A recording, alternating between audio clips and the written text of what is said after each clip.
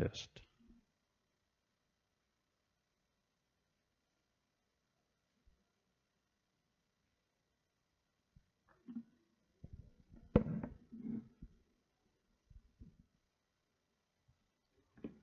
Test.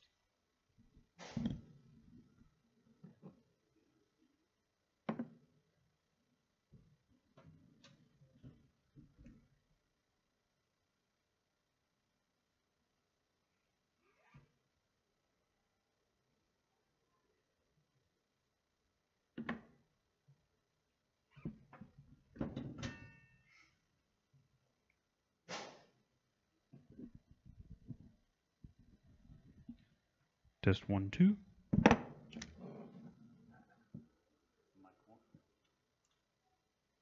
Mic 1.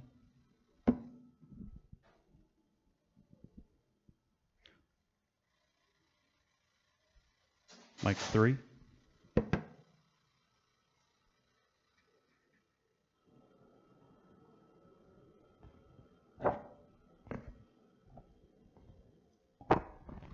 Mic 4.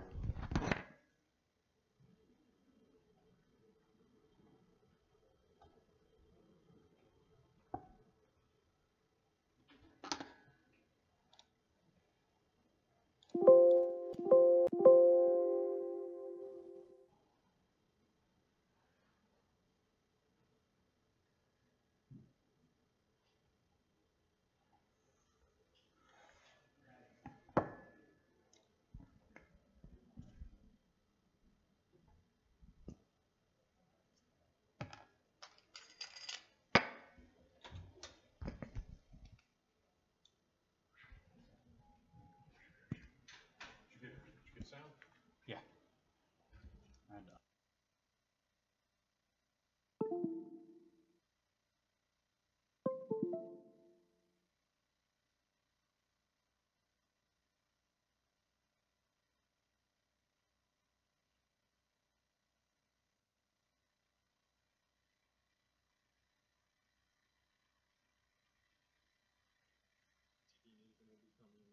Okay, just wanted to give him a heads up. Kevin will be here. Kevin.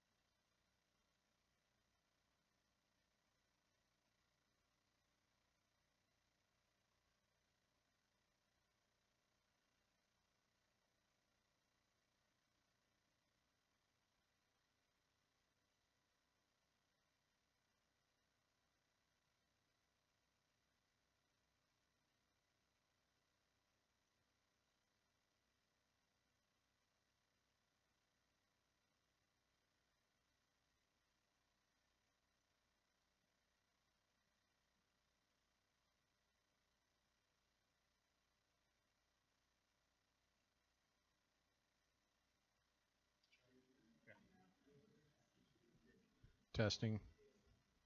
Testing. I like how everybody gets quiet.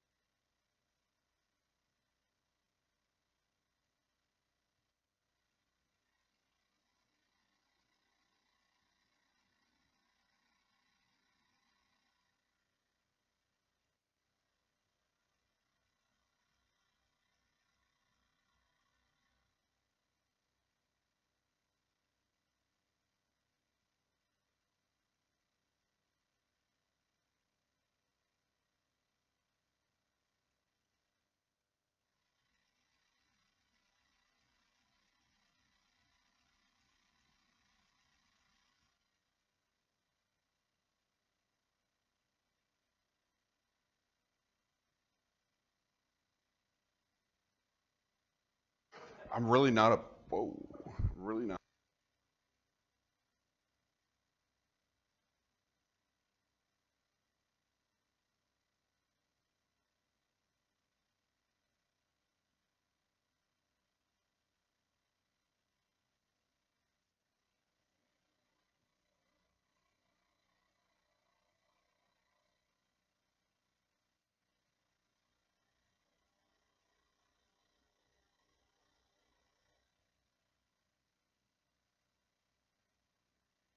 As you're speaking.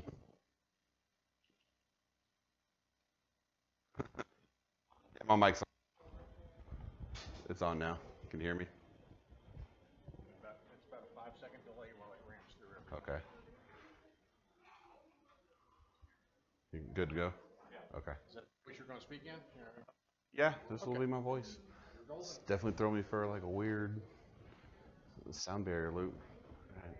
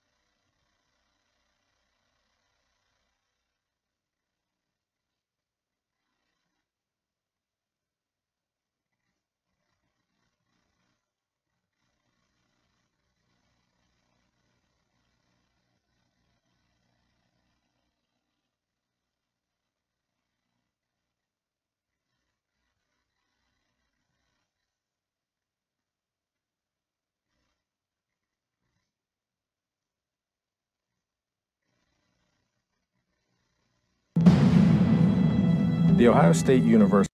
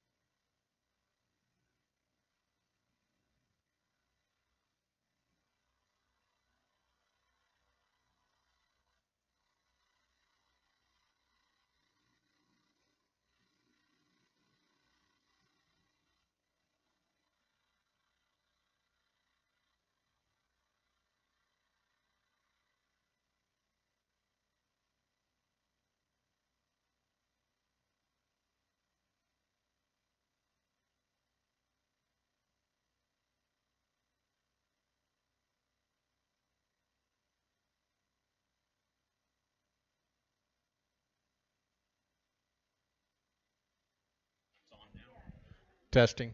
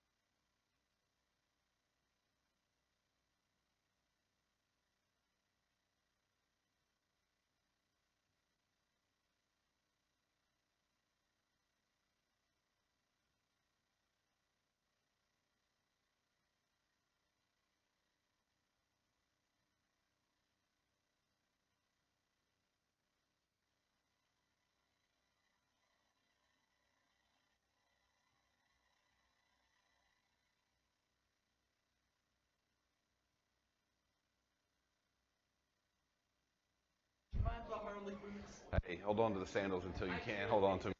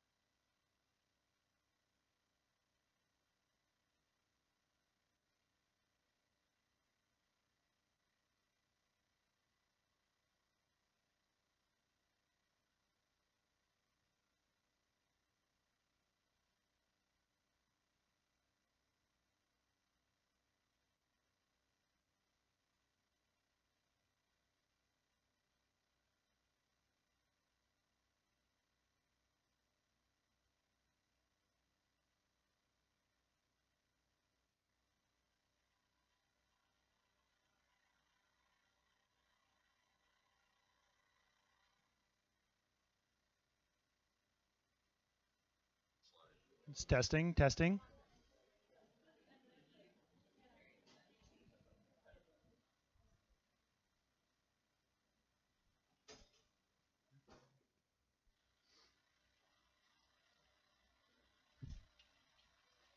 All right, good afternoon, everybody. Packed house. Hopefully this stays relatively cool with the air conditioner in here. First off, thank you all for coming. This is a very important topic. It's a very, how should I say, fragile topic. We appreciate you coming. We appreciate your willingness to learn about active shooter, learn about individual preparedness, learn about steps you can take as an individual in your home life, in your work life, even in your social life when you're out and about to take some steps to mitigate any kind of risk that could potentially affect you, your loved ones, your classmates, your family as well. My name is Justin Stewart. I'm from the Office of Emergency Management here on campus. I see a couple of emergency management students here in the room as well. So hi, y'all. We're all graduates of this program here at UNT, so we do have a vested interest in the safety, security, and general well-being of all of the UNT faculty, staff, and students as well. So again, I wanted to just introduce and say hi and say thanks to everybody for coming. We're going to have a great presentation from the University of North Texas Police Department. Corporal Kevin Crawford will get up and introduce himself here in just a second. If y'all didn't know who he is, he's the gentleman in the uniform over there. So he gives a very good presentation. You guys won't be bored. And again, we do know how sensitive of a topic this is, and we do appreciate your willingness to take time out of y'all's busy days to come here and again learn about individual preparedness and steps you can take to again keep you all safe. Why is emergency management here? Again, we're here to speak on preparedness, not just active shooter preparedness, but just preparedness in general. So on your way out as well, feel free to ask us questions, how you could be better prepared for any emergency that might affect you. And we've got some just general kind of swag type stuff over here to hand out, preparedness bags, information, small booklets, things of that sort. So you all feel free to help yourselves to any of that. So without further ado, I will pass it off to Corporal Kevin Crawford. All right, good afternoon. Thank you, I appreciate that.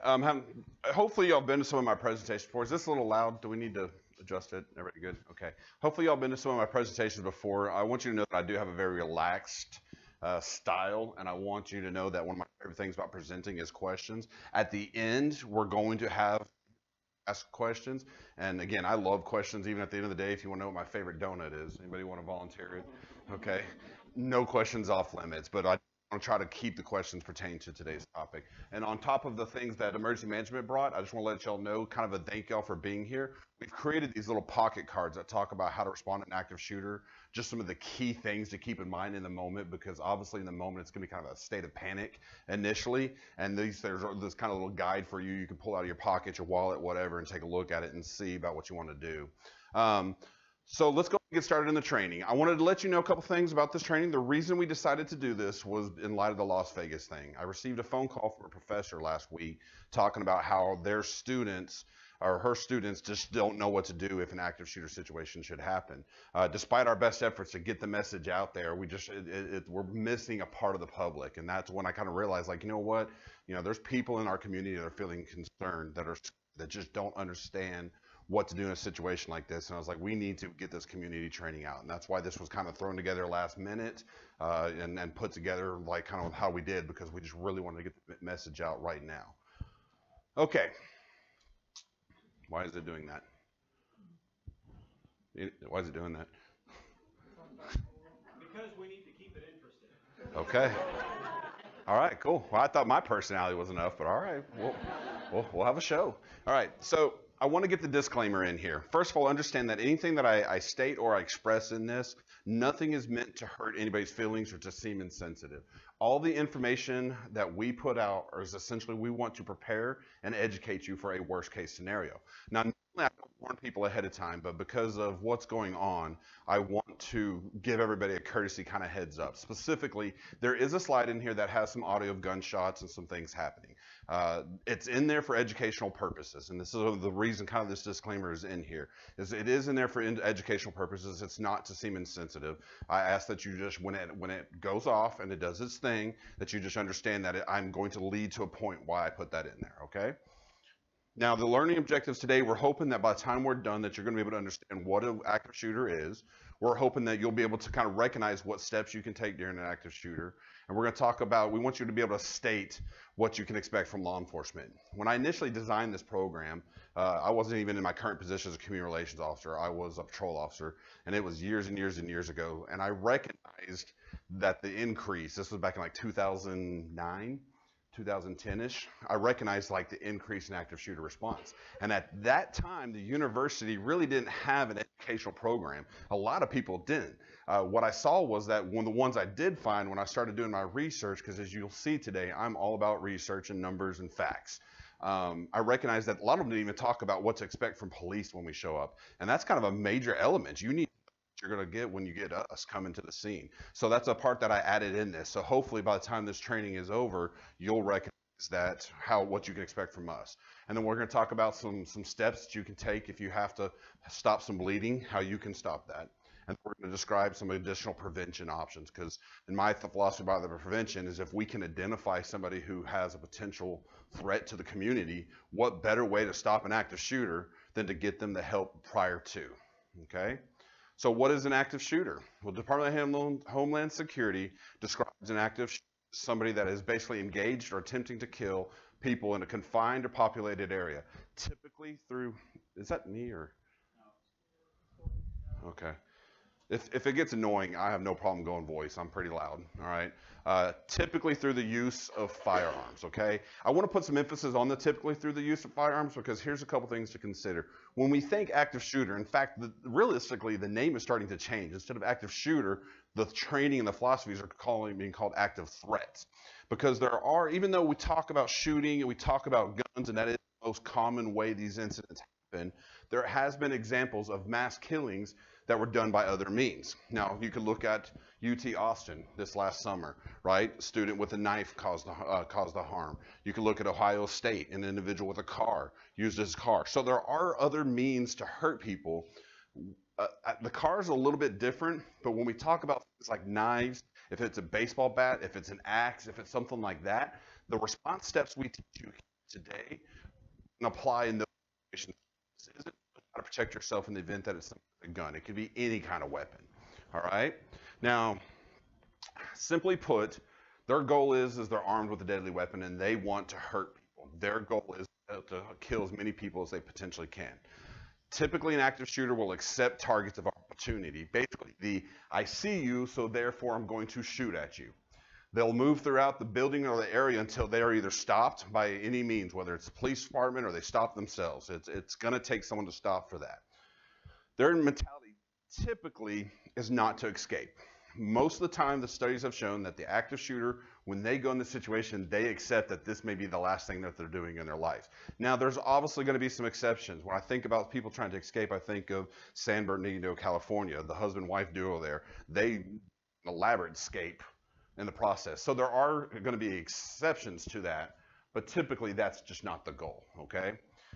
The other thing is that there's no typical active shooter profile. I can't tell you that because he's wearing a black t-shirt today, y'all should keep your eye on him, because white males in black t-shirts, they're the ones out committing active shooters. That's not the case. It can be all over the screen. Now, I'll show y'all a study later. It does seem to be that the males are the primary ones committing the act, but again, it can't be that males based on a certain faith or male based on a certain religion or a certain race. It's not that situation. It's kind of all over the place. So I am all about numbers and studies and facts. And in fact, I spent a lot of time doing some research on some of the latest stuff so that I could make sure that I was prepared for today's training. The FBI did a study of 160 incidents from the year 2000 to 2013. All right. And stats, it's about a 47 page document that they did this report on. And I took some of the facts and information that I thought were the most relevant that could be helpful to you, the community. First of all but 2 of those incidents involved a single shooter. So we're not talking about hours upon hour. I'm sorry, I'm gonna hit myself. We're not talking about like an entire team of people. We're talking about somebody that's typically, it's one person who's made the decision that they want to commit this act, right? Now, 40% of those incidents ended before committing suicide, and 23% of that 40 ended before police even arrived on scene. Now, this next number is one of the biggest numbers for you to pay attention to. All right, 70% of those 160 incidents ended in 5 minutes or less, right? So we're not talking about hours upon hours of active violence. We're talking about violence that can happen very quickly and that will typically end quickly. I mean, I have no doubt that's a long 5 minutes when you're in the situation, but still 5 minutes, it's something that it's a short window when it ends, right? 60% of those ended before the police even arrived on scene.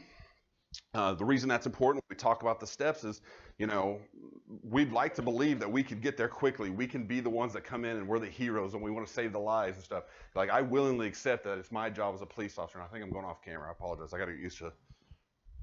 Sorry, folks, if you're watching in online. We typically, you know, we want to be the heroes. We want to respond to situations like that. But the truth is that by the time we get the call, we get there, get our equipment, you know, we try to go in at least teams of 2, time's gone by and the incident can very likely be over, right? So it's really kind of about, that's what today's training is all about. It's about the steps that you can do to save your life, right? Don't count on just the police are going to come in and save your life. Now, 13% of those were ended by unarmed citizens who basically stopped the shooter, all right? So people that those shooters went to hurt, they fought back and they stopped them. And 3.1% of all those incidents ended when an armed citizen that was involved took action. Now, it's important that we talk about the locations in this study, okay? A lot of people, I'm not denying that a university or college environment's vulnerable, But realistically, when we look at the numbers, as you can see, commerce locations are the most likely locations for active shooters.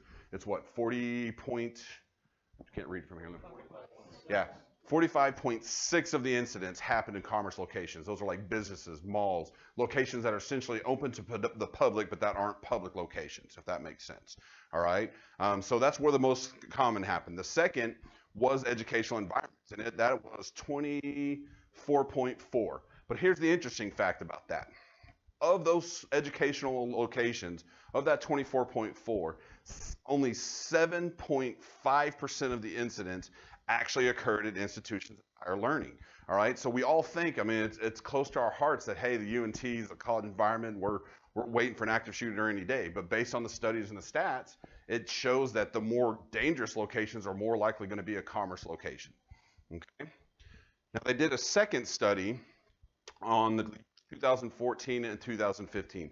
This study was a little bit less, had a little bit less information. They just kind of focused on the number of incidents, the shooters, the wounded, and the locations. And specifically, there were 40 incidents over each one of those, or 40 incidents total, with 20 happening in 14 and 20 happening in 15.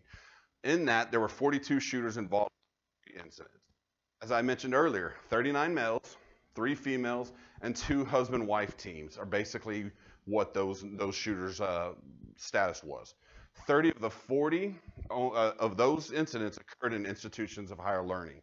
One of those was by an actual student, one of them was alumni, and one of them had no connection to the universities, okay? So even on the most current studies, they're showing that only 3 of those happened in institutions of higher learning.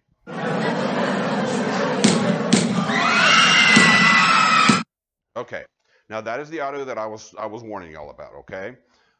So first of all, before I explain that audio, I want y'all to see the run, hide, fight. That those are the steps that the federal government has released as being the most likely way to survive a active shooter incident. All right, now whenever there's an active shooter incident, I try to watch video testimonials, interviews, read reports, read articles about survivors, and I have seen countless numbers of times survivors of active shooter incidents saying that they followed one of these steps, and that's the reason that they survived. All right, now just because we have them listed 1, 2, 3 doesn't mean that you have to try to run first, and then you can try to hide, and then you got to fight, okay? It's actually a fluid 3-step process. The violence could start at your location. Your life could be in imminent danger in there. We're not going to try to run, but we're going to try to fight, okay? That's our status. We'll talk about that more later. It could be that as you're running away and you're seeking shelter, that you recognize that the shooter could be in the area, and now you have to make a decision that I'm no longer going to run, but I'm going to hide. But I do argue that there's a step before the run, hide, fight, okay? You have to recognize that the danger is occurring in the first place. And I put this based on the community college in Oregon that had the active shooter incident. And I'm wandering again. I won't have to watch that. So I put this in there based on the Oregon community college that had the active shooter incident. And forgive me, I'm not going to say their name because when I try to do, I really embarrass myself. It's just one of those names I can't get out of my mouth. So what I recognized with that was that Oregon, or I saw an interview with a survivor, and she stated that her and her classmates had thought that someone had just pushed some books off of a desk, and that they didn't recognize that an active shooter situation was happening until that classmate stepped out into the hallway and got gunned down by the shooter. And that's when the rest of the class realized that those gunshots were in fact, or those books pushed off a table were in fact gunshots. So that kind of got me thinking, like, the importance of recognizing this has happened. I've had people argue the point that, like, go to a gun range, hear gunshots all day long. You know, I know guns, I shoot them all day, I know what they sound like. But here's the truth. Things can alter the sound of the gun. The size of the gun, you know, makes different sounds, right? The distance the shots were fired, number of sound barriers between you and the distance they've shot. They don't necessarily sound like gunshots. I mean, I've been a police officer for 18 years. Kazi, how long have you been an officer? 6 years. Now, you can testify to this. Every 4th of July, every officer will swear on the Bible that they're hearing gunshots, not firecrackers. I mean, I know it's not an apple-to-apples comparison, but we don't even always know what gunshots sound like because we're running around the town looking for shots fired when it's just someone throwing one firecracker out. So it can be hard to identify those gunshots. So that's why you have to be aware of your surrounding. That's why I've got that audio in there. Do you hear something that sounds like gunshots followed by screaming, right? We heard that in the audio. Do you hear something that sounds like gunshots and then you recognize and realize that people are running away from a certain location? Gunshots, and then you hear an eerie kind of quiet when normally you would hear the sounds of everyday day activity. You know, or do you have an eerie quiet when ordinarily you would hear those sounds of activity? So being aware of your surroundings. Because before you can respond to run, hide, fight, you have to know this is actually happening, right? Part's super, super important. Now, I'm not going to deny that for people who are in situations like this, it can be difficult for them to respond to it, right? A natural human reaction in a moment like this is going to be to fight, flight, or freeze, right? And I understand that. I mean, I do. But studies have shown in case after case after case that in these active shooter incidents, the individuals who freeze are the ones who are injured or attacked, okay? So you need to be mindful of that. Like, I understand the natural human reaction to these type things, but when you don't take action, you're more likely to be the person hurt, okay? Now, sensory kind of considerations to take into, in an active shooter, there could be, like, as you're evacuating, you could be hearing sounds of gunfires. You could have alarms blaring. You could have flashing lights from the fire alarm. You could have water sprinklers going off because they set something on fire. You could be having just people screaming about the situation. Now, this part I know is hard, right? You got to remain calm. Come on, what are you talking about? Well, here's the reality, and I use my personal example of a situation. Anybody here ever misplaced a wallet? I have, right? I'll specifically, what gets me in trouble every time, I'll go and show y'all, is, you know, as a police officer, I have to carry, we'll get in here in a second. That's the problem with having too much stuff on your belt. You can't even get your... Yes, that's not it. They don't pay me doing money. I'm just kidding. All right, so this is my credentials, right? My badges in here. So I, as a police officer, have to carry this. And actually, by policy, have to carry it even off duty. It's not uncommon for me to misplace my wallet because I'm that guy. I even remember this time I was convinced that I had lost my wallet. I'm thinking my career is over. I'm going worst case scenario. Like, chief's gonna fire me tomorrow. How could you be so irresponsible? And I'm freaking out, tearing my house up, throwing things in the air, going, oh my God, I'm gonna have to start working for fast food joints. My whole career is done.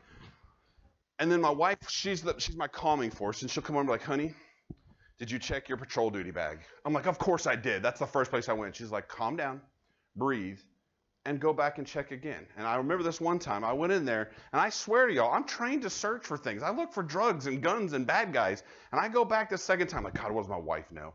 And I get in there, and I'm like, oh, man, you know. So it was there the whole time.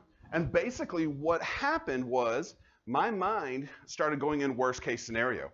I started thinking about how I was going to lose my job and how my career was over and I'm going to have to sell my house and my poor children are never going to get to eat and have clothes again. I'm thinking how bad it's going to go because I lost my wallet. And then I recognized, like I said, when my wife calmed me down, I was able to rationally think things through.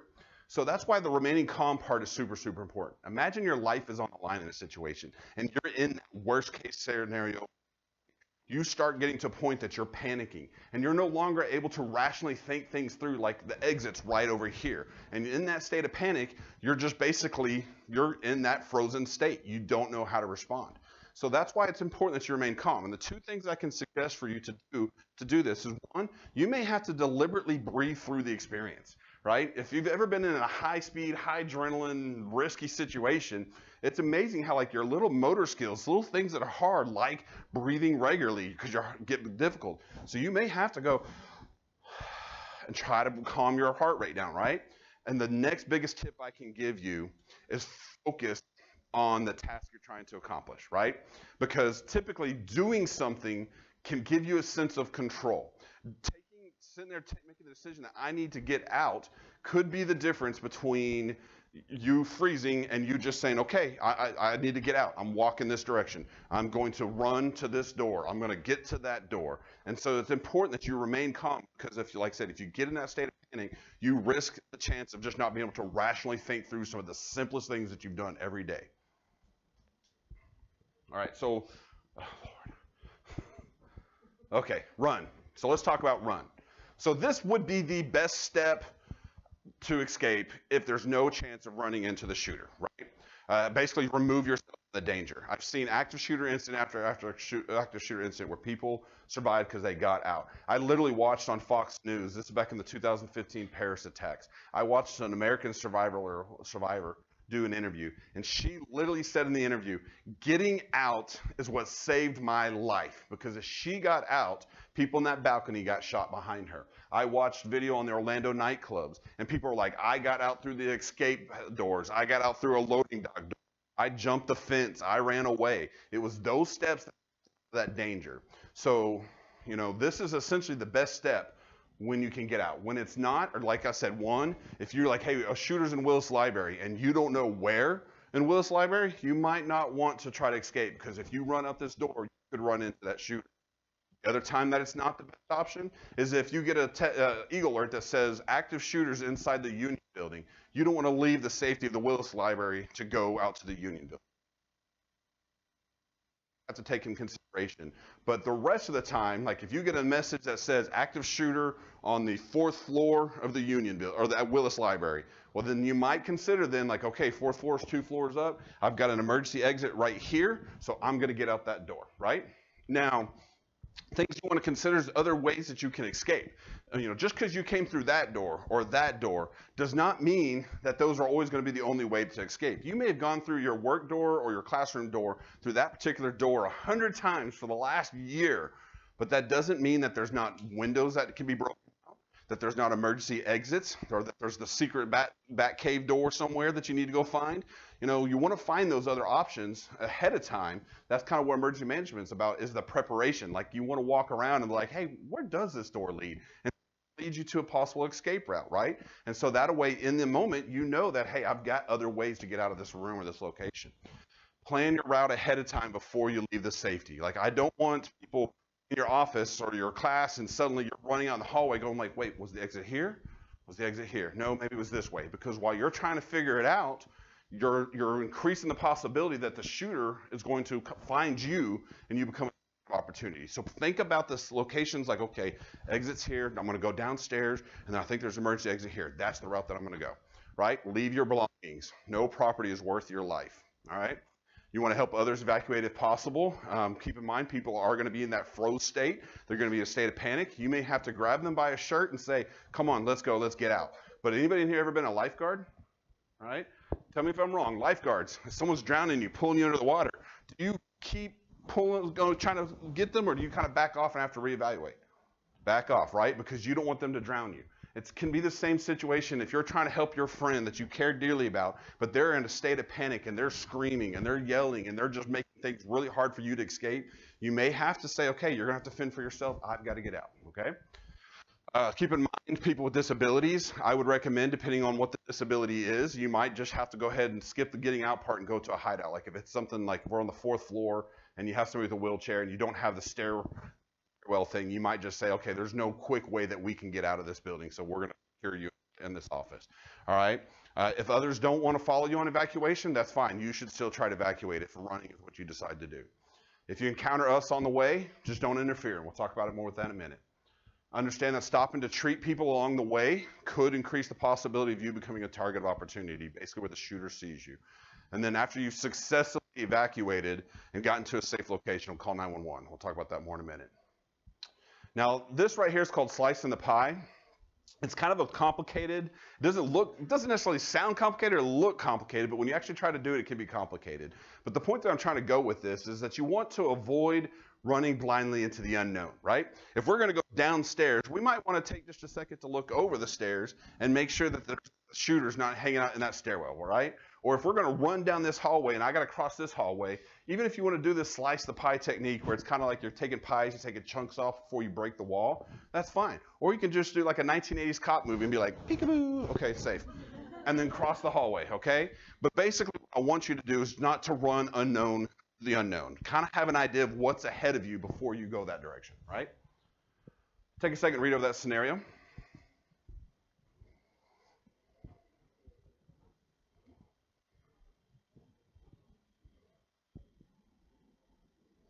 All right, everybody good? All right, so here's my question. Who says that in this scenario that we keep going forward, and who says we go back? Let me see hands. Let's say going forward. All right, we have, for those of y'all who are on the internet, just kind of fill you in. Basically, you chose to evacuate in an active shooter situation. You've come across a hallway that's got injured people that have been clearly shot from gunshots. You don't hear any other sounds leading you to believe the shooter's in the area. You just know that they have been in that area.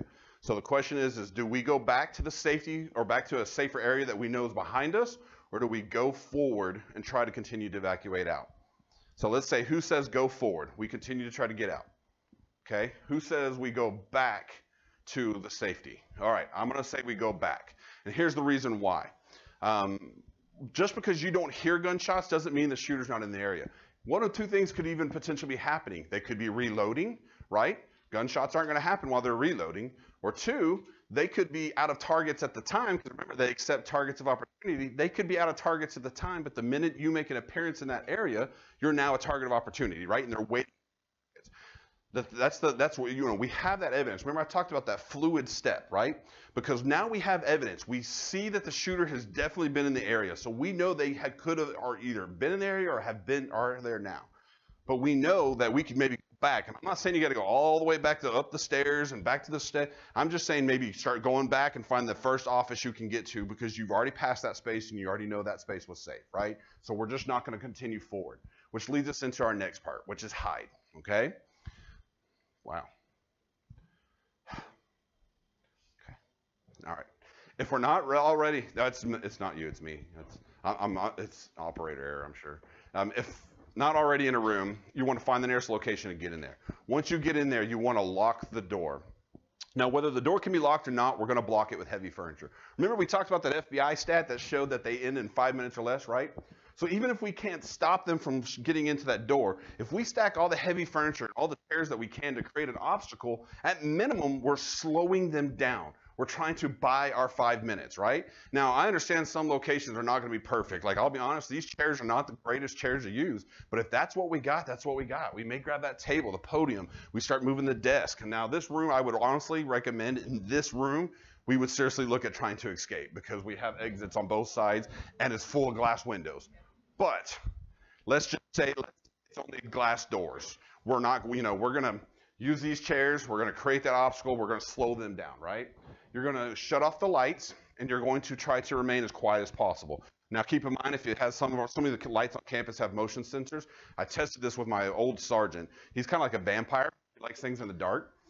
Well, he would put a little sticky note over the motion sensor, and it shut the motion sensor off. And the only time it would come on is when I'd get mad and I'd rip the sensor off, or the paper off. So it works. It really does. So that's one way to defeat that.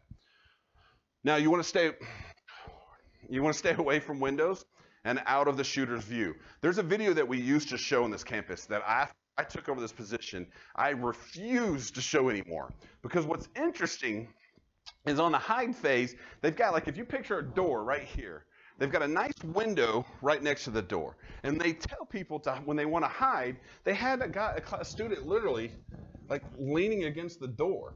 And like, that was their answer for hide. I'm like, okay, A, the shooters just shoot through the window next to them. B, you don't want your body weight to be the thing to use to protect you. You want heavy duty furniture and stuff like that. So after I saw that video, I was like, I'm never showing that again. So we want to block our stuff with furniture. You want to stay out of the room or the view of windows. What we're trying to accomplish in this hide phase is we want the shooter to think nobody is even in there anymore. I'm not going to waste my time before the police show up by going into empty rooms. I'm going to go where I hear sounds. And that comes into noise discipline and light discipline. Anybody in here ever been in the military? And I was in the military for 6 years. So y'all know all about noise and light discipline. I'll never forget in basic training, drill sergeants are not allowed to smoke in front of us. I think that this was an excuse because they took us out in the woods and they're like lighting up the cigarettes and we're like, oh, yeah, there's somebody. They step on a stick. You know, all the little stuff in a lull kind of jumps out. So even the sound of your cell phone when you're trying to be quiet going zzz, zzz, zzz, could be that sound that draws the shooter to your location. So you got to be mindful of all those noises you make. Basically, unnecessary sounds that draw attention you don't want. Light discipline's the same thing. You know, if you're in a dark room, we got your lights off, and there's a little glow, and you're like doing this with your cell phone, that's going to light up your face, right? That's flashes. And we're going to show a video later. I'm going to let you know it's a good video. It's a very good video. There's a few things in there that I scratched my head on. And like at this point, the shooter's coming up, and she runs up with the shooter like 2 feet away and turns the lights off and runs. I'm like, okay, it's too late. You want to avoid those last minute turning off the lights, okay? Now, this is kind of an example, stacking stuff up in front of a door. Now, these things exist out there.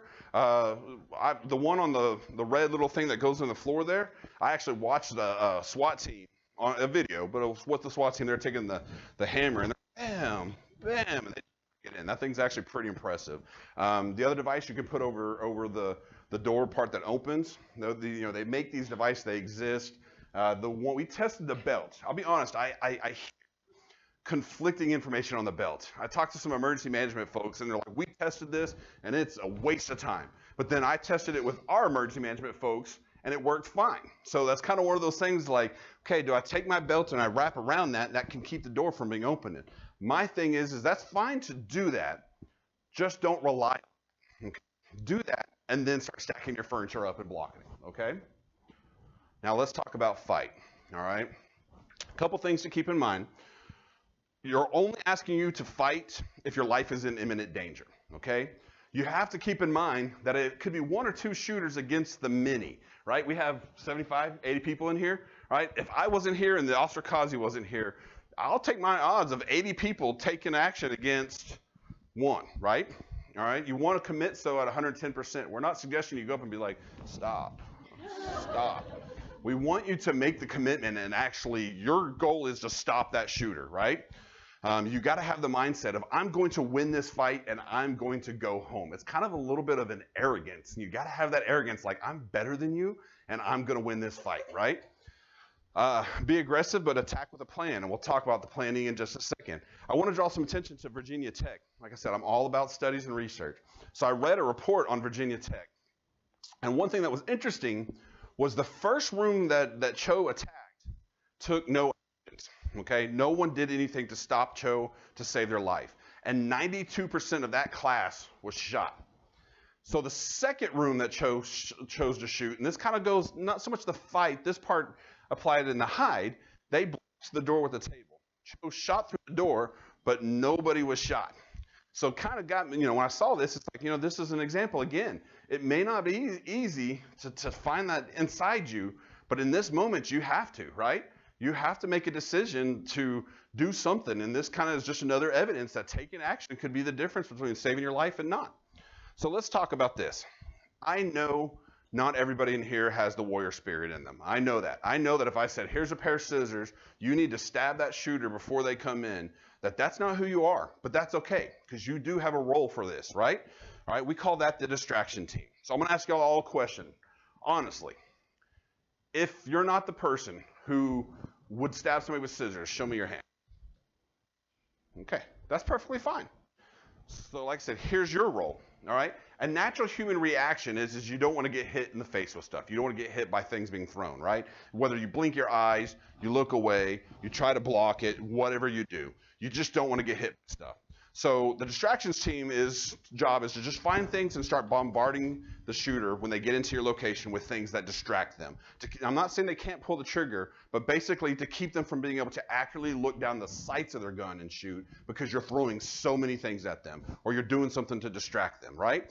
This interferes with their ability, like I said, to shoot accurately. This can give your other parts of your people time to act, and it kind of forces them to move out of the way of objects the more you throw it. Again, I'm not suggesting we crumble up a piece of paper and be like, ugh. All right, I'm saying we're picking up like cell phones, laptops, chairs, your purse, a computer table, or a computer if you need to, whatever it is you can, things with merit, and you're just going to bombard them, right? All right, so now who here is like straight up like, I'll stop them twice, Corporal Crawford. All right, anybody here gonna be mad if you're not first in line to do it? Okay, so you guys and gals are going to be on my attack team, right? This is for those. These are for the individuals that are confident in their ability, that they know they have what it takes. They've got that warrior spirit inside them. They know they have what it takes, and they're going to do it. Now, they're going to use makeshift weapons, whether it's pins, belts, scissors. If you have a high heel shoe, for the record, I took a call one time on a high heel shoe, and I'm telling you, that was a heck of a makeshift weapon. Just throwing that out there. I think everybody should start wearing high heel shoes every day. Just saying. Okay.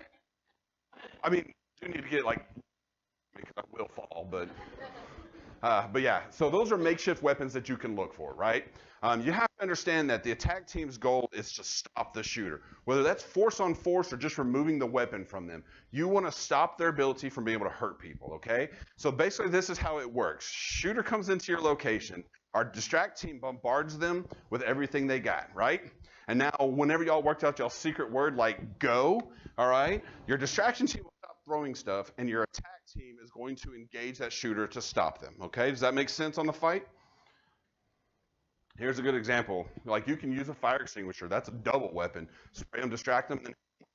And you can see here on this picture, the guy coming in, he's going to fire extinguisher. We're going to throw coffee pots in, which that's kind of cool, and chairs.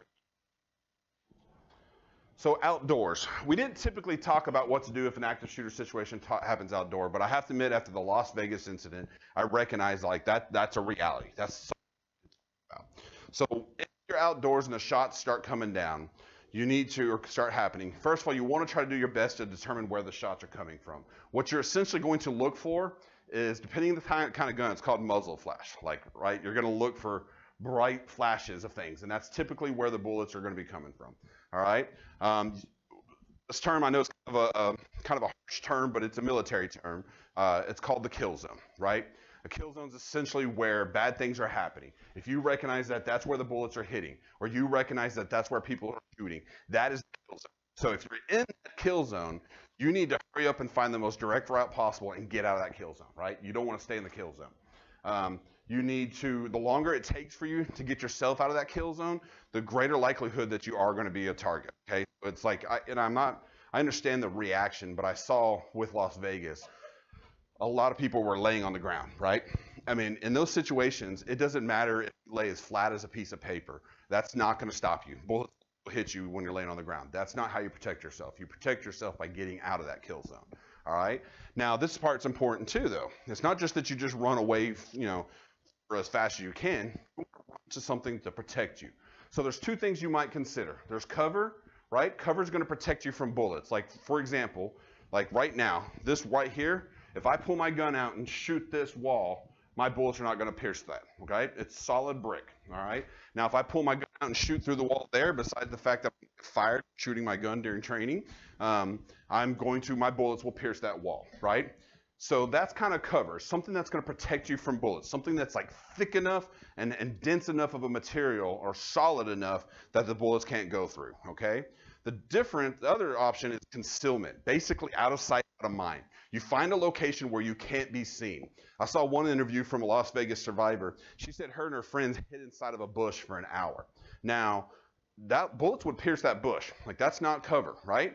But at least she was hidden and the shooter didn't know to shoot to the bush. Does that make sense? In the perfect world, you're going to get cover and concealment, where you can get both. But in the reality is that if you only get one, you got to take what you get. So if you have no cover, like if you're in a room with a bunch of sheetrock walls and you have no cover, the next best option is just to get concealed, right? So think about that on outdoors. Or if you're outdoors, same thing. Like if the best you can do is go hide in a bush, then that's the best you've got. But you can always, fortunately, if you get out of that kill zone, in our environment, you can get behind other buildings, which will add cover. UNT 911. So it's important that you understand what to expect from 911. We want you to know that, like, it's important to call because your call could be the difference in letting us know that this incident's actually happening, right? We don't want you to just assume, oh, the police have to know. We want you to make the call. When you call, the lines can be overwhelmed, so the line may just ring and ring and ring and ring and ring. In theory, it won't ring forever because Denton PD 911 will jump in, our 911 will jump in, and we have a plan to even get staff members to start answering phones if we have to, just to find out what's going on. But you need to call 911 and wait till you talk to somebody to talk to, right? You want to be specific kind of about the information. You know, I'm not saying like location of the shooting. I'm not saying that you need to leave the safety of your room to go, okay, they're on the second floor of the Union, and then go back and be like, yeah, 911, they're on the second floor. This is questions like, if you know this information, you give us that information, right? So type of guns, long guns, handguns, number of potential victims, your name and telephone numbers, very, very important. I kind of think of the Aurora, Colorado incident. That's a situation where a shooter survived. He went to court. He was found guilty and has life in prison, right? Well, I personally, I want to see the bad guys and the perpetrators of this to see punishment for them, okay? What if your information as a witness is the information that helps give the jury an idea that they were really guilty, like you saw them? And so some people had people like, why do you need my name and telephone number in that? Well, because when it's all done, we're going to do a post-investigation, and you're going to get a phone call that says, hey, we need to talk to you so you can tell us what you saw, right? With professionals, well, counsel's there, stuff like that. So let's talk about shooter's description, all right? Shooter's description can make or break whether we identify the right shooters or we don't, right? I'll use myself as an example. Unfortunately, I'm in uniform, so it's not as cool when I'm in regular. But first of all, you're going to get the race, the sex, the height and sex out of the way. So like tall, white male, right? Then you're going to start with your head-to-toe description principle. I have to admit, should I go gray, salt and pepper, brown? For sure I'm at. Salt and pepper. All right, we're getting more and more salt and pepper days. Salt and pepper. Right? So you start with that. Now, let's just say I'm not in a police uniform. You would say, you don't have to say this is technically a dark navy blue. If you just said a dark black, navy blue colors, there's going to be a difference, because at this point I'm looking for tall white males with salt and pepper hair. I'm not looking for individuals that are wearing blue shirts or green shirts or something. I'm looking for dark color shirts, right? So you'd work your down. Like if I had some design on my shirt, like, yeah, you had some patch on there or something. Like you don't have to know that it was a police badge or whatever it is, just some design. Weight, since I'm describing myself, I do go studly. Yeah. My favorite response to that is I actually had one new presentation I did. They said pleasantly plump. So I'm like, I like donuts. Okay. So let's just say the gun wise. Like if you know that I'm carrying a Glock 17 9mm, that's great. I'm really happy to know that. But here's the truth. All I really know, long gun or was it a short gun, and what color is it? So you don't have to worry about being that detailed and specific. It's okay to say he had a short black gun on, right? Dark pants, black boots. And like if I had glasses, a mustache, some tattoos, you would do the description as you work your way down. All right, so we are taught from day one as police officers that hands are going to hurt us. They punch me, whether they have a gun of their own, whether they have a knife, a bat, or they go for my gun. It starts with the hands. So the first thing, especially in a high-stress situation, is where I'm sure even you would have to admit that this view is less intimidating than this view, right? This view versus this view, right? So what we try to tell people is that we're not saying you got to be like hands in the air. You can relax, put your shoulders down, but just put those hands empty with your fingers spread and have them clearly in front of you. Leave me no shadow of a doubt that you're not my threat at that moment. Now, I'm not saying we're going to be fishing buddies and go out and drink beers later, right? I'm just saying that right now, you're letting me know that you're not my threat because I can see that your hands are empty, right? So you're going to respond with that. You want to remain calm, and you're going to want to follow our directions. Could be something very crazy. You're going to sit there and think like, I'm not the suspect. Why are you yelling at me? Well, we don't know exactly what's going on, so we have a little bit of a, stress ourselves. So we may say, stand against that wall. Well, please just don't argue with us. Just stand against the wall. Let us process what's happening, and then afterwards, if we hurt your feelings, we will apologize, okay? Just be mindful of that. Here's the other thing you got to keep in mind. Anybody in here ever sped? Go ahead, raise your hand if you sped. All right, I need to see everybody afterwards. No, I'm just kidding. I'm just kidding. I have sped, right?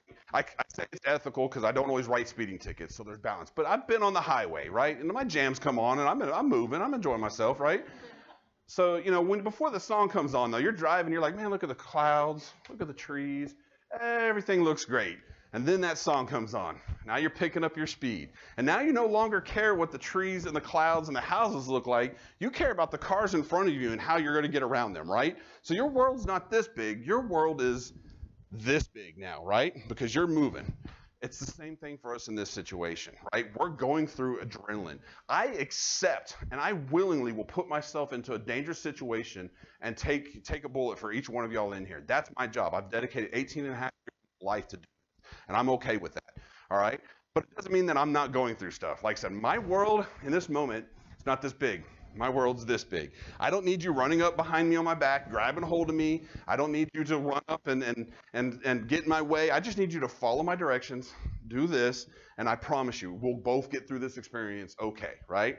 So just be mindful of that when responding to law enforcement. All right? So remember, our primary objective when we get there is we want to stop the bad guy, okay? Every second we're delayed at stopping the bad guy is a second that they can take another life. And we don't want, seconds are precious, and we want to take those, okay? So just, again, don't interfere with us. Don't stop us to ask for help. You may have officers responding as individuals. You may have them responding in teams. Like ordinarily, if you've ever been to one of my presentations, like I'm an admin guy now. I got a desk and stuff, and I don't have to normally wear this uniform. So usually you'll catch me in like slacks and a polo, all right? That's my work duty uniform for most days. So if there's an active shooter situation, I'm not going to deny my experience, my ability to go help people. I'm responding. So you may see people in different type uniforms that are police officers running in. Okay, so let's talk about first aid. Keep in mind, with a 12-minute duration, on average, every 15 seconds somebody's shot, right?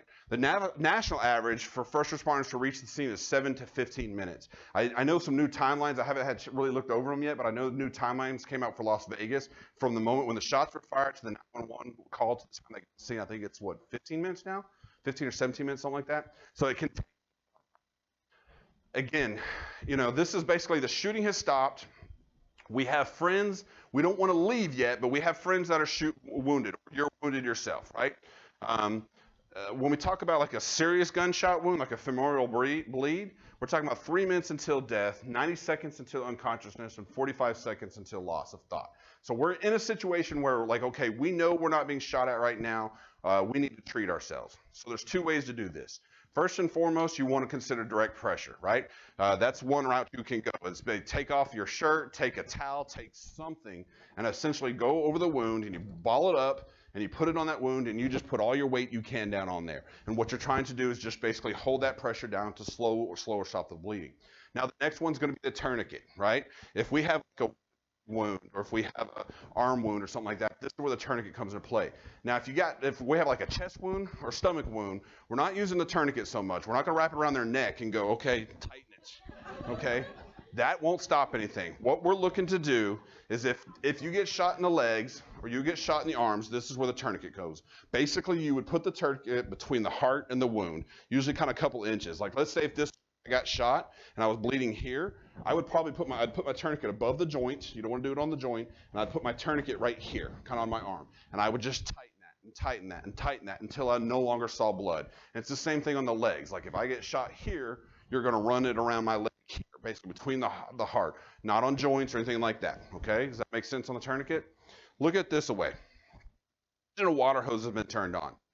Can you stop that water hose by placing a sponge or at the end of it? No, you can't, right? You have to kink the hose to stop it. That's basically what a tourniquet's all about. And for the record, I'm very proud of my sponge water hose thing there. I'm very proud of that. I don't think did it swell up right? Let me make sure it swelled up right. Something happened with my animation. It actually swells up. So I was kind of proud of that. Sorry. Rabbit trail, right? All right, so let's talk about prevention. Mo, do you want to talk about this for a minute, or do you want me to talk? Okay.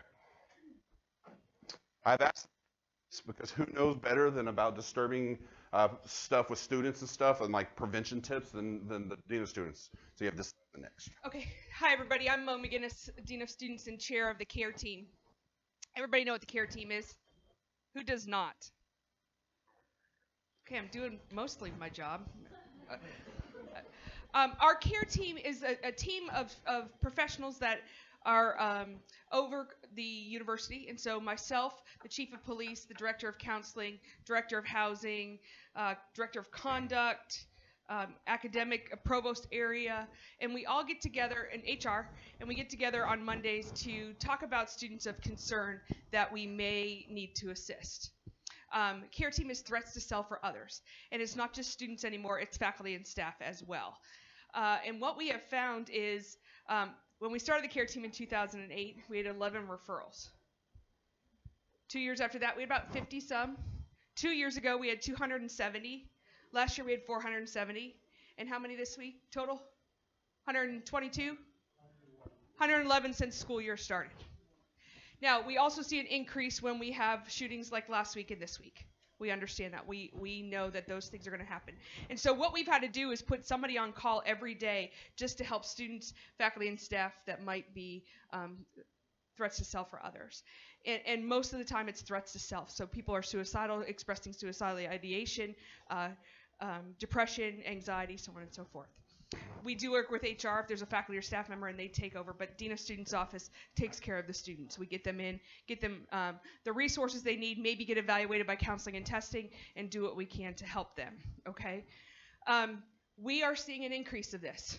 We understand this generation of students, and not to generalize all of you, but when I went to school, you didn't talk about anxiety. You didn't talk about depression. It was very much in the closet. It was something you didn't talk about. We have removed the stigma as a society of mental health issues, which is good because we get people that get help. But what we've also done is we allow people in social media and email and text messages and just a number of different ways to express themselves, that if they're thinking of killing themselves or if they are suffering from depression. And so we've trained our faculty and staff, and now we're going to tell some of our students that you get people that are telling you these kinds of things to our office. We are not first responders. That's these guys. Raise your hand again. And we are Monday through Friday, 8 to 5 during university operations. Okay. We're not first responders. That's the police. We are here basically to help students that might need to get connected or some kind of intervention so that they don't harm themselves or other people. We ask that you report everything. It's not your job to determine whether or not somebody's a threat. It's not even my job to determine that. We get them to the right people, okay? And it might be counseling and testing. It might be a number of different things. But the other places we get students, their stress might be that they don't have enough money. And so we might get them to financial aid. We might get them to Student Money Management Center. We might be able to give them emergency funds. And so know that there's a lot of different things out there. We go to the root of the stress and see what we can do. And that's important. We might get them over to counseling and testing or Student Health and Wellness Center to be evaluated by the physicians. There's just a number of places that we can get students. Do not ever ignore if somebody's telling you that they are depressed, they are suicidal, that they are thinking, even if they make comments about off the hand that say, and we get it from Twitter and we get it from Facebook too. Okay, I want you to know that. We pay attention to our branding and we know what's going on around us. And so we're going to call those people in and we might have to figure out who they are. Twitter handles are really hard. And I figured that I can work for the police and be a detective later on just based on figuring out people's Twitter handles. We're hiring. 5 years. Don't ignore the signs, okay? If somebody sends you a text message that says, I'm really depressed, I am thinking of, I've thought about harming myself, pay attention to that. Get people help. Okay, we are seeing a lot of posts on social media, significant amount of that. And so when we become aware of that, we reach out to the student or faculty and staff member and we see what we can do to help them and get them the help that they need. Just don't ignore the signs. We sometimes have students email faculty members that say, I tried to kill myself tonight, I won't be in class tomorrow. That's pretty severe, right? But we are seeing an increase in that. And we want to make sure that everybody knows how much we are here to help. And that's our job. Do I have another one? Nope, that was it. Okay. We'll go to questions later? Yes, questions later. Okay. I definitely wanted to bring in the experts on student behavior. One thing too that's great, care team has expanded. You know, I keep using the word students now for staff and faculty as well. So it doesn't have to be just students. It could be one of your coworkers or a friend or something like that. One other thing on the prevention too, when we talk about recognizing those behaviors, you know, you have that person that normally is an outgoing person. You know, they love butterflies and rainbows and unicorns, right? And now they're going through some kind of life event. Even if you don't know what that life event is, you know that they're not their normal selves. So now they've done a 180 in personality. Their personal hygiene is deteriorated. You know, they make little comments along like what Dr. Gibbs was talking about. Those are some of those indicators you can look for. All right, so target hardening. I kind of talk a little bit about this. I'm certified in a program called TED, which is Crime Prevention Through Environmental Design. And as I was going through this program, I recognized like some of the things that I learned in that could apply in target hardening situations. So like when we talk about surveillance, anybody in here have a relative that's a police officer that at least wants to own up to it? Not everybody likes that, right? Anybody, you gone to dinner with him or her? Okay, where do they always sit? With their back facing to a corner and watching the door, right? The reason we do that is because we want to be able to recognize the dangers before they come in. And that's part of that surveillance. We're not necessarily talking about in this situation, video surveillance is great and all, but in this situation, we're talking about basically placing yourself in a position so that you can recognize the danger before danger happens. Now, your office space, and you go to your boss and say, look, I can't see the door. I have no clue if somebody was walking up with guns. Can I move my plant? Can we move this plant? Can we move the tree? Can we rearrange? I'm not, bosses out there, if you're watching, I'm not pushing, you know, an office rearrangement, but it's food for thought, right? Is how can you position yourself so that you can see what's going on? It can be definitely difficult because you think about a classroom environment, where's your attention? At the front, not the back, right? So it's not that you're going to always be able to put yourself in a position, but as much as possible, try to find a way to take those environments and get it so that you could recognize the danger before the danger gets to you, all right? Access control, if you do have a workspace environment, that's basically like if you have a front desk, right? Have somebody that can confront somebody, like, excuse me, can I help you? And that way, if that person's like, no, you can't, and they walk right past you, well, now we know something's happening here, right? That person was just politely confronted, and they ignored us, right? So it's important, like, if you can put things that are access controls for situations like whether it's in your dorm rooms, your apartments, your cars, access control can be just as simple as locking your door. Like, I'm at home, right, with my wife, my kids. I have dogs and guns, and I'm trained to protect my family, but I still lock my front door every time I walk through it because I want to make sure that nobody can just walk into my space. So that can be some things like access control, is basically limit their ability to get to you. Territorial reinforcement, when we talk about things that you can do in your workspace or class space, that's kind of like, you ever go to the grocery store? You know, you got the conveyor belt here, and you put your groceries on top of the conveyor belt. Does anybody actually walk around the conveyor belt and go stand with the cashier to make sure they're doing the right thing? Does anybody do that? Why? Because basically what they've done is they've created like an environment. If you notice, like this is your space, but that's their space, like just a little cutout, just enough room for one, right? All right, that's what territorial reinforcement is about, is changing your environment so that people know what's their space and what's your space, right? So whether that is that you move your desk, like if you have a desk and people are going to sit there, maybe move your seats, chairs around in front of your desk instead of next to you. So that way, like if they get up and they come into your space, again, you're asking questions like, whoa, whoa, whoa, this is my space. Why are you in my space? I mean, what would that cashier do? They'd be like, can I help you? Right? That's what it's all about, is creating a situation where people know that like you can't come to my space, and if they come into it, you recognize that there's a danger. Now, some of those can be procedures. Like if you have to have open meetings, we recommend open door meetings. You know, you shut that door and then suddenly it turns into confrontation, and you're hoping that people can hear through that door and you're screaming for help. Well, you know what? If we open the doors, you know, and let people hear you. Now, I get it. Some meetings have to be private. Some meetings can't be aired out there. But that's why it's important that when you have these meetings, that what you do is that you essentially have like, okay, hey, I've got a meeting with this person. I've got a meeting with this person. I want 3 to 1, right? Or I want at minimum 2 to 1. You want to outnumber the people that you're meeting with as much as possible. Last but not least, if you're meeting with a high-risk person, like you have all the evidence that suggests like they send you hateful emails, or they've mad phone calls, or they're mad from the beginning, call the police department. We can do what we call civilian standbys, whether I'm in full uniform, I'm in my admin uniform, or I show up trying to look like a college kid, which, yes, it's hard, but I try. I show up, you know, walking around with my earphones in, like, hey, and I'll just walk around looking like a college kid, and I'll just hang out in the area. So if instead of having to call 911, if I hear screaming, I'm like, okay, it's time to go be a police officer now. Let me get in there, right? Additional safety tips. We'll talk a little bit more about Eagle Alert, but be aware of your surroundings. Always kind of know ahead of time, like 2 potential exits as you walk. Like right now in this room, we can get out here, we can get out here, right? We can get out that door, we can get out that door to get out of Willis Library. Always kind of be asking yourself, like, what other exits can I have? That's the number that you can call the police department to report suspicious people, like somebody walking around in the summertime and they've got a hockey mask on and black coats. I mean, that's an extreme. That's not how it really plays out. But if your gut instinct tells you something is wrong with this person, but you're not sure it's a 911 emergency, you can call it. I will let you know, though, There's nothing wrong with calling 911 and being completely wrong, right? That's what my job is. I would rather go to my boss and say, look how busy I was, than to say, I don't know why you pay me. Nobody calls us, right? It's okay to call 911. Whether you're coming to class or going to work, take ownership of your location. Remember that part where we talked about, like, normally you would see day-to-day activities happening and stuff like that? You don't want to just walk into that building and you're like, man, what's going on here? You know, and then find out that it's an active shooter. Because the reality is, as we've already discussed, 5 minutes or less.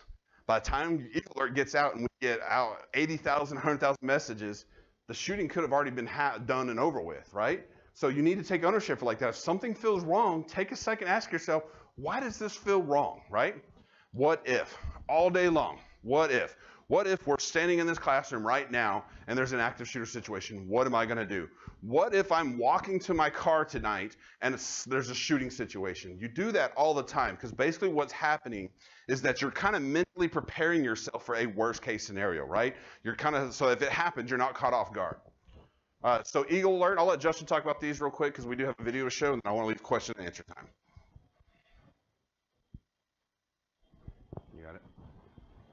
Yeah, so real quick, like Corporal Crawford has stressed throughout this, personal preparedness again. So again, equipping you all with the tools to have at your fingertips on your tool belts to better equip yourself in the event of an actual emergency situation that could occur. So one of those tools is going to be through warnings and notification systems, you all associated with the university. I don't know if any others are associated just with the community, but those associated with the actual university, these are some tools available to you all and how we'll reach out and communicate emergency alerts and information to you all as a community. So Eagle Alert, again, making sure that your information is up to date through your my.unt.edu page. You can add on significant others, husbands, wives, mothers, fathers, into that system and their cell phone contact information as well. So look into that. Admin announcements and email will be coming from the UNT official page. So administrative announcement, similar to how y'all got notified that this course was being offered. It'll have that same kind of header to it as well. UNT homepage will be updated in the event of any emergency situation as well. So again, so that'll be a source of information to notify the general public. For instance, I was going to last night or 2 nights ago to the Texas Tech homepage and the Office of Emergency Management homepage at Texas Tech and reading about the situation that was actually going down with that too. Social media, again, follow UNT Social on Twitter. Follow Emergency Management at UNTEM. Follow. It's at UNT Police. I mean, it's really important to follow. And we'll have that a slide as well. And if you want to come up to us afterwards as well, we'll be hanging around and show you how to load that too. Code Red for any community members out there that live in Denton County or the city of Denton. Code Red is a great resource for you all as well. So just Google City of Denton Code Red. Again, even if you are a student at UNT, sign up for that too. And you live on the dorms, put your home address in on this campus.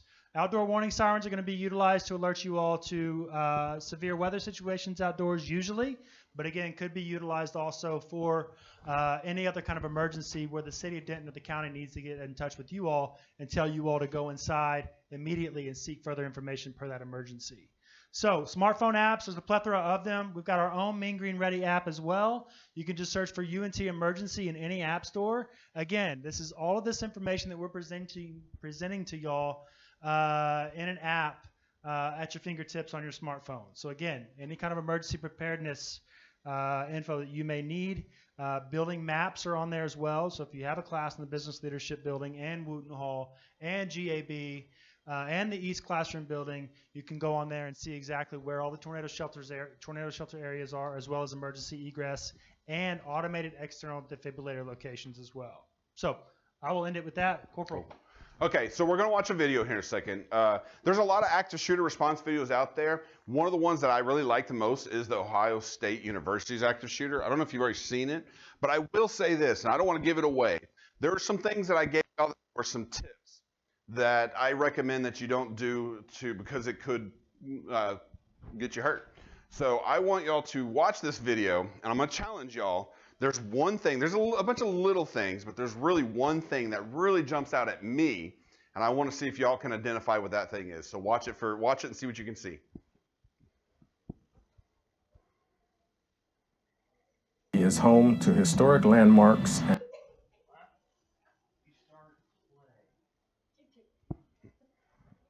It's one of those technological. The Ohio State University is home to historic landmarks and lifelong traditions. But in an instant, this scenic campus could become the backdrop to a scene that happens all too often across the country. The reality are not that obvious.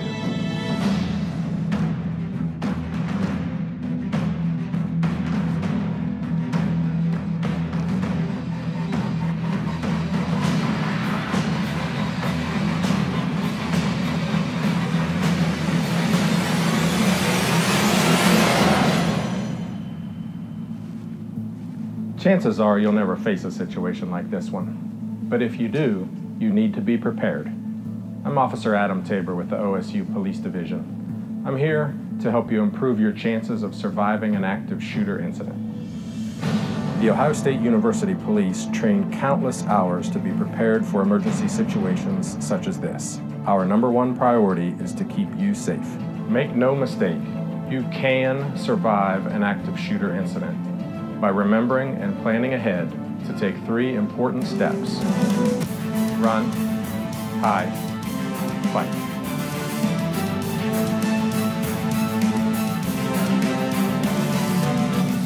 If an active shooter or similar incident requires the campus community to stay safe, our Emergency Management Division will send what's called a Buckeye Alert. These are often sent via text message as soon as possible after determining that a threat exists. A Buckeye Alert will contain the most accurate information available at the time, but an active shooter situation evolves rapidly and known details may be limited. That is why it's important for you to remain observant and use your senses to be attentive to your surroundings at all times. If you encounter an active shooter or receive a Buckeye Alert affecting your area, the first and best option to survive is run. Get out. Quickly and safely evacuate the area.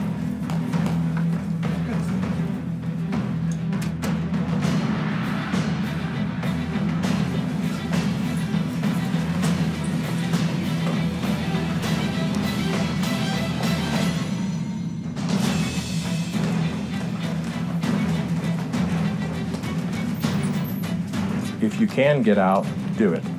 Scatter and run. Get as far away as you can. Once you're safe, call 911. 911, where is your emergency?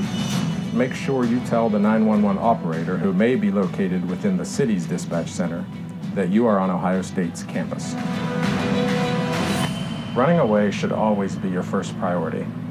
But what happens if you hear gunshots and you are unable to get out?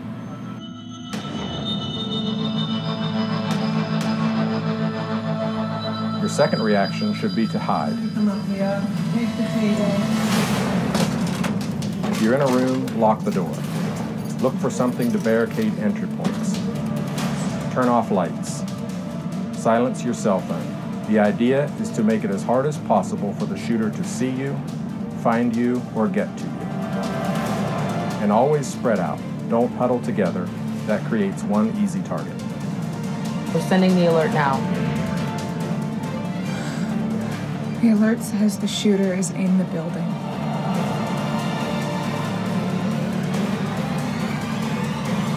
If running isn't an option, and hiding isn't an option, there's one final reaction that you should only use as a last resort if confronted by the shooter. Fight.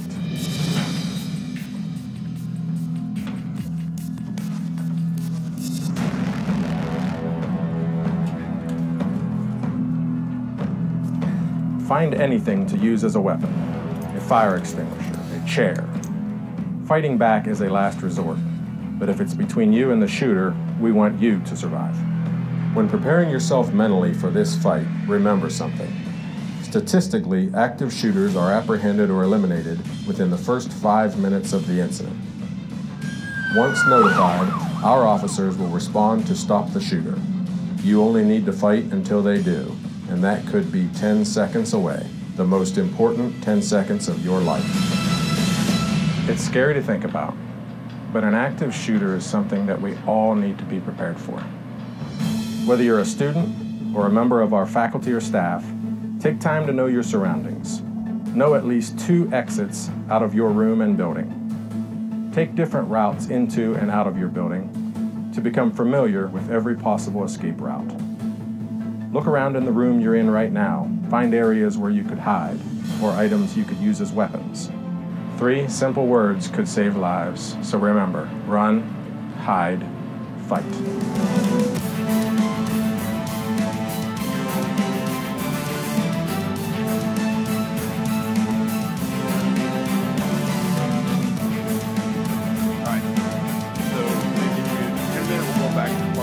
I want to point out to y'all.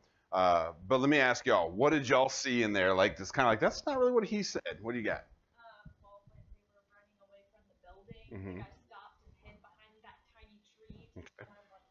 And I might in that situation run a little bit further even away. It kind of looked like he just kind of went across the street and got a tree, right? I would probably get a little further away personally. What else? Anybody else? Yeah, that's pretty right. And with a window view, like two feet away, right? Door wasn't locked, right? Perfect. Okay. Anybody else? Anybody? Okay. Let's see. We'll work our way back. Go ahead.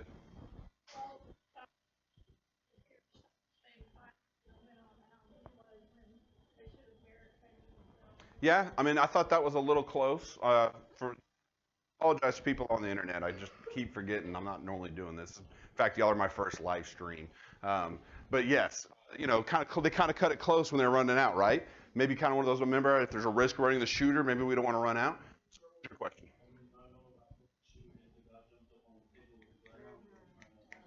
Yeah. Okay. All right. So there's one thing definitely missing. Let me see what you got, and then I'm going to point it out to y'all. The lady in the blue shirt, to me, when she got the alert, she froze. Okay. She should have acted. Kind of like sat there showing everybody? Yeah. Okay. Okay. All right. Last 2, and then I'm going to show you what I got so we can get the actual question answer. What'd you see? The guy turned the light off last second, like, hey, we want to give the idea that like nobody's in the room, but that's a strong indicator when you shut the light off when they were standing by the door, right? What was your question? Mine was at the very, very beginning. Everybody was right there. He was just standing. Like, if you run at that point, he'd kill you. Have you been to my training before? You have? I don't think this was in it, though. Wow, you're the first one in all the training that got it. Can you go back to minute 11 on the video?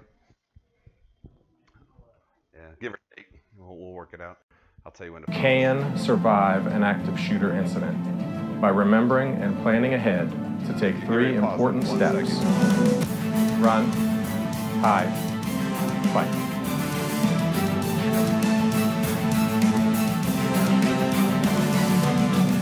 If an act. Okay. So the one thing that really sticks out to me the most in this video, besides the other things that y'all pointed out, remember we talked about the phases, right? And we talked about fight. Could immediately happen where you're at, right? In this situation, and I get the natural reaction, but if you take a look at this lobby, you can see one person's already shot, right? And everybody's running away. At this point, I would argue that their lives were in imminent danger. All they are doing at this moment is hoping that he does not accurately at them in their backs while they're running away. You can see they left backpacks. They left all kinds of things there that they could use for distraction tools and for makeshift weapons. In fact, if you watch it just a little like a millisecond, he shoots one of the people running away, right? So this is the part that I just want to remind people. And I know the natural human reaction, we already talked about fight, flight, freeze. I would argue that it's probably freeze first, flight second, and then it's going to be the fight phase. And there's only going to be a few select people. But you have to ask yourself in this moment, do I just want to hope that he doesn't shoot accurately at me? Or do I want to take steps that could save my life? Even if you don't have time to put that plan together to say, okay, who's on the distraction team? Who's on the attack? You don't have time for that. That's fine. Maybe the first thing you do is if you don't know what's going to happen, you just start throwing stuff. You just start distracting them. Even if, again, remember we talked about they can't shoot accurately in that moment. So this is the one thing that drew my attention when I first watched this video. So I want y'all to be mindful of that, is that just because we talk about run, hide, fight in that order, doesn't mean that the fight didn't just start where you're at, okay? Now, that is all of the presentation. I'm sure we hear all the time, like, we wanted to do a hands-on practical exercise, stuff like that. I understand that, and in our smaller groups, we can do that, but I'm not going to have 80 people. Plus, libraries was kind enough to loan us their space. I don't think they'll like us ripping TVs off the wall and moving stuff. So, and like I said, this is a little bit big of a group for us to do our mock training for. So we do make this training available. If you're with your department, your organizations, or whatever, send me an email. Go ahead and you go back to the slide. Send me an email, and we can make some kind of arrangements for you to. We can make some kind of arrangements for us to actually kind of have a hands-on experience. We did that recently with the BSC. It was great. I just said, I played the shots fired. They were looking for me for guidance. I'm like, I'm not here. You figure it out, and it was kind of nice. So I do enjoy doing that part. We're just not going to be able to do it today because just too many people, and I want to be welcome back to the library. So, okay, questions. Let's go. Any question, preferably, especially active shooter response question. And we have microphones, so just put your hand up. We'll bring you the mic. Nobody? Well, this is going to be embarrassing. Yeah, that's it. That's what that means, right? Okay, question. Woohoo! Coming back. Hold on. Oh, they're bringing a mic to you. We want to make sure that we can all hear you. Hi. This is from my chair because he couldn't attend. There's supposed to be like a stop the bleed training. Is that available for our department to get something done? That would be emergency management. That's one of the reasons I have them and Dr. McGinnis here. So from Emergency Management Office, yes, it is something we are still looking into currently. We've got contacts with the Denton County Health Department, and that will be offered very soon. Information forthcoming. Great. Okay, thank you for asking that. That's a great question.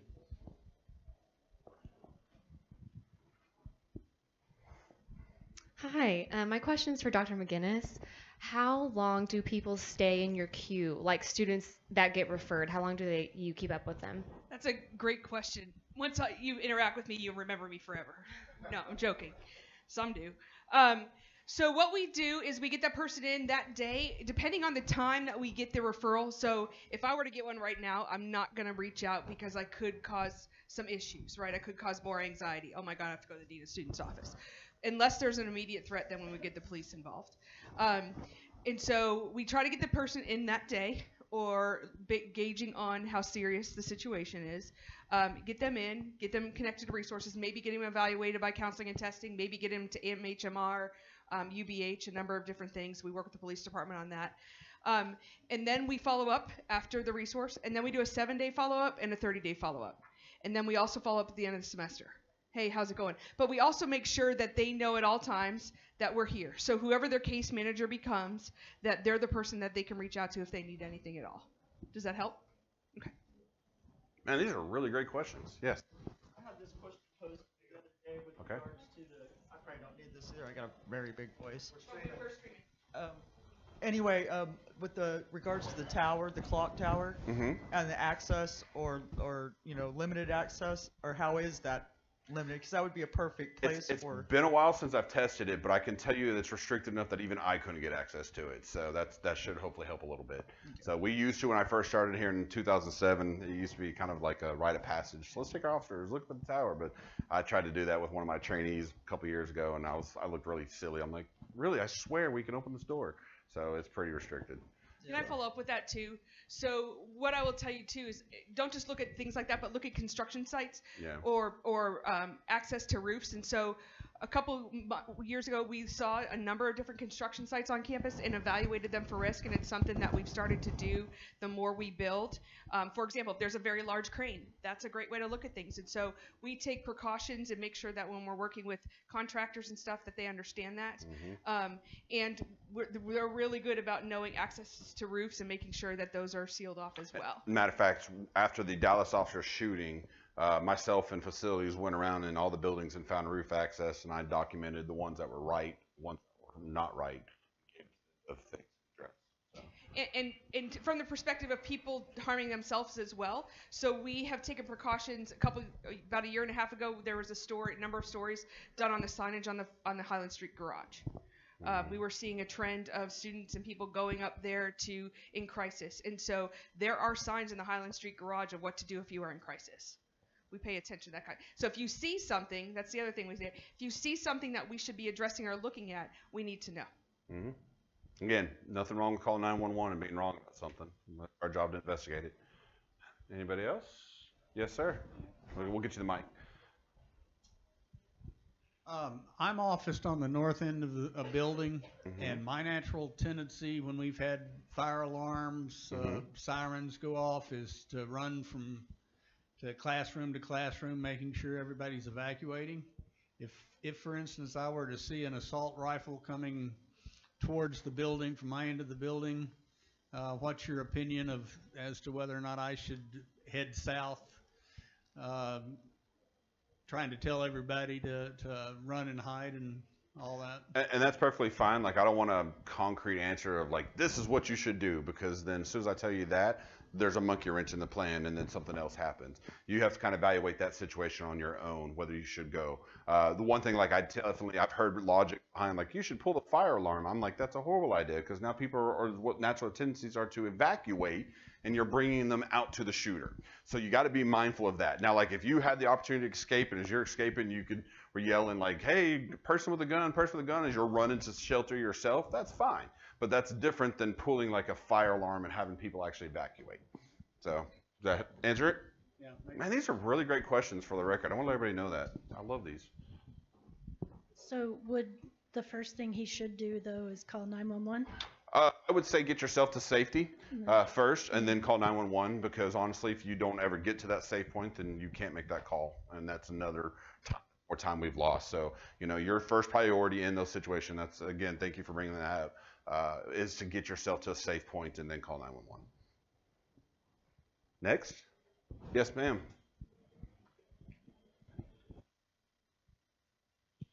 I think the care center is a wonderful idea, and I know it costs a lot more, but 8 to 5, there's so many crises that come up later than that time before or after that time. Thanks.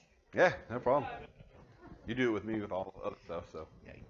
And I don't know how to answer that. Again, the biggest thing is we are not first responders.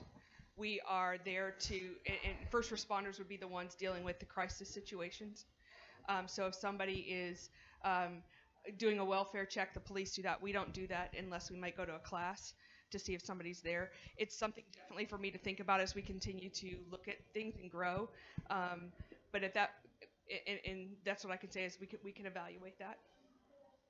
One thing I want to add on that too is, we police and patrol this campus 24/7. So if it is in the after hours type situation, if there's one of those, like, this person is concerned enough that they're a threat to themselves or a threat to this community, it's okay to call us. Like, you don't have to wait for care team to open up at 8 in the morning.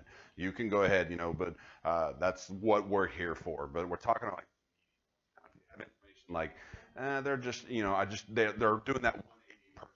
Like, I know something's wrong, but I don't know what. That's where the care team really is helpful, is because that's not something that strong indicator that it's an immediate threat, if that makes sense. And the other thing is, if I stayed open till 7 seeing crisis, I might not have counseling and testing. I might not have student money management. I might not have the other resources open unless the campus decides to go open, extend hours, that student might need to help too. And so, we look at it as we're not first responders. We're here from 8 to 5, but I can definitely consider that, Carol. Absolutely. Thank you. In response to the hours, is there some way that y'all could have a phone system where if somebody called in, it said, if you need to leave a message, push 1. If you need help now or somebody needs help, push 2, and it rolls over to 911? Or something along those lines to an emergency. That's a good idea. Or I can transfer 4373 to the police. Yeah. That's a good idea. You write that down, Ronnie? Something we need to talk about with our chief, my chief. Next, anybody? All right. Going once. Yes, ma'am.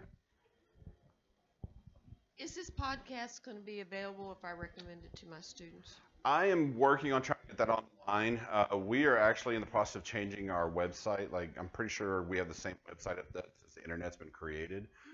So we're about to roll out a new format and a new style. And right now we're just trying to transfer the current information over there. But my long-term hope is that I can record these and put those on our website so people can click on them. But right now, I'm not the IT expert. We're not there yet. So, and part of the reason we haven't done it yet too is we're in discussions on how we want to do it, because some of this stuff is kind of ever changing. And we want to have a certain sense of control that we're giving out the most current, accurate information instead of just having our stuff floating out there and people are saying, well, the police department said to do this, but that was old information and new studies have shown new stuff. So, but we are going to talk about putting it on the internet. And this isn't the only one of these you're doing. No, well, this is the only big community one. We're going to try to put another one. This was like really a special session in light of Las Vegas. But then going back to my email address, you just shoot me an email or phone call, even if you're not part of a department or organization that wants to do this training. I honestly believe that if I can do one thing to help one person protect themselves from being a victim, I will make arrangements to come teach this. If I got to come to your workspace, or I invite you to come up to the police department. We have free coffee, water. I'll give you a tour of the building, and then we'll sit down and we'll discuss active shooter training if we need to do that. So. Sprinkled. Clearly, yes, clearly you got the message. You're supposed to bring the donuts. So we don't provide them. I know, yes, but Mo brings me sprinkles. Love sprinkles. I know budgeting is always an issue. However, the thought runs across my mind. One of our professors is actually affiliated with MGM. And we in class today spoke specifically about Vegas, or not today, but this week. And he was talking about how there's so many they have so many facilities that they have one person specifically that monitors the social networks. Is there any thought of having a person like that at the school that would help the police monitor and the school monitor, and that's all they do all day long? I like having a job, so I know there's certain things that we have the ability. I'll say that. We monitor social media stuff. We work close also with URCM. I give a perfect example. On a Sunday while I was in church, I got an email from URCM representative about a tweet because some girl made the statement that I've been threatening a UNT student all week and she hasn't even responded. So we saw that, and even though I was in church and I got that email, within 30 minutes to an hour, I managed to figure out who, off of if you've ever seen Twitter handlers, they're hard. I figured out who the student was. We went to her door, we knocked on her door, and we found out that that's her best friend from high school that's just playing games. And like I said, this was 10 o'clock in the morning while I'm in church. I'm getting the email like, what the heck? So we are constantly monitoring it. Anybody else? Yes. So on the door locks and all that you were advertising on the, well, maybe not advertising, but showing. The concern that I had was with the pushing the table up against the door, because under the fire code, a majority of doors, if not all doors, are pushed outwards. Well, I know you kind of walked in late, so I don't know what point you walked in. I'm sorry. Can finish your question, then I'll have my response. So the question was, it seems like can we maybe or better define why that table's going to be there? Because in the Ohio State video, they just pushed the table against the door. Right. And it wasn't not necessarily something to block vision of. Yeah. It's just so. And that's kind of where you're going with this. The one thing like we kind of talked about, you got to remember, is like these doors do open outward, and that can be a problem because you're not going to be able to stop somebody from opening your door. But we'll go back to that 5 minutes or less, right? You're wanting to create an obstacle, which is where the pictures come into play, like I showed you. Also, they leaned the table up. They stacked other desks. They stacked other chairs. They did things to basically be able to slow the ease of access into that location. So that's kind of what you're going to try to accomplish. And that's an excellent point. I have to admit, I've seen it and just never thought about myself. Like, they did do a horrible job of just pushing a table up there. I would have lifted the table up and then stacked more stuff behind it personally. So that's a good point. Yes, ma'am? Wouldn't that have caused noise and would have drawn the shooter to them? Well, and that's where we go, like noise discipline. It's not, don't make any noise at all. Like, you're going to have to make noise moving chairs. It's try to avoid making any unnecessary noise. All right. So that's essentially what it is. It's impossible to move a table without making noise, but you don't need to move the table and start kicking over glass vases or something on top of it. You know what I mean? You make the noises that you have to and avoid the ones you can. Does that make sense? Okay. Okay, well, I could see some disappointed faces that we're not going to have a hands-on thing. I did kind of like the idea of seeing y'all run around with chairs, to be honest, but I just don't want anybody to get hurt at the same time because, again, I like getting paid and feeding my family. So if y'all, I'm going to hang out. I understand that everybody wants to ask a question in front of everybody. I want to apologize again to the live streaming people. I know I bounced everywhere, so I apologize. I'll work on that. We'll hang out. If y'all have more questions, please let us know. And did everybody get an active shooter response card, kind of pocket card? It doesn't say the run, hide, fight. Up until yesterday, we used to, same concepts, different verbiage. We used to, with the old program we used to do, used to say get out, hide out, take out. We decided, emergency management and us met Monday, and we decided that really we just want to start using the verbiage run, hide, fight. So these were pre-made, but the ideas are still the same. And if somebody missed this in your department, it will be on our YouTube channel for a few days, so it'll still be fresh for a few days from there. Awesome, thank you. UNT Library's YouTube channel. Great, thank you.